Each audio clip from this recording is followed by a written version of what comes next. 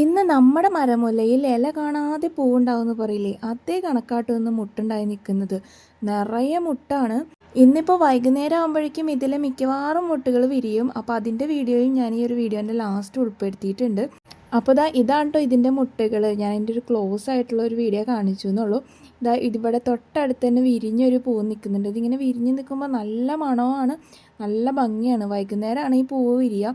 അപ്പോൾ കണ്ടില്ലേ, നിറച്ചും മുട്ടുണ്ടായിട്ടാണ് നിൽക്കുന്നത്. നമ്മളിത് മേടിച്ചതിന് ശേഷം ഫസ്റ്റ് ടൈമാണ് കേട്ടോ ഇത്രയ്ക്ക് അധികം മുട്ടുണ്ടാവുന്നത്.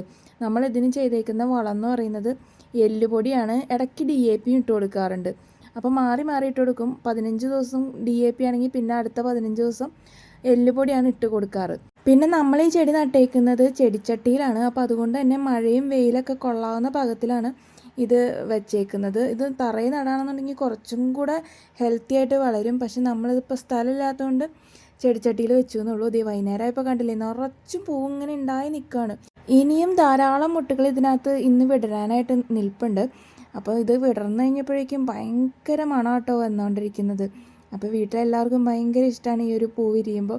അതുമാത്രമല്ല, വെള്ള കളറ് പൂവായതുകൊണ്ട് കാണാനും കുറച്ചുകൂടി ഭംഗിയാണ്. ഈ ഒരു ഗ്രീനിൽ ഇങ്ങനെ വെളുത്ത പൂക്കൾ ഉണ്ടായി നിൽക്കുമ്പോൾ ഒരു പ്രത്യേകത രസം തന്നെയാണ് കേട്ടോ. അപ്പോൾ വൈകുന്നേരമായപ്പോൾ പൂവിൽ തേൻ കുടിക്കാനൊക്കെ ആയിട്ട് ചിത്രശലഭങ്ങളൊക്കെ വന്നു തുടങ്ങി. അപ്പോൾ നമ്മുടെ ഗാർഡനിലെ ഇന്നത്തെ ഹൈലൈറ്റ് നമ്മുടെ ഈ ഒരു മരമുല്ല തന്നെയാണ്. അപ്പോൾ എല്ലാവർക്കും ഹാപ്പി ഈവനിങ്. ബൈ.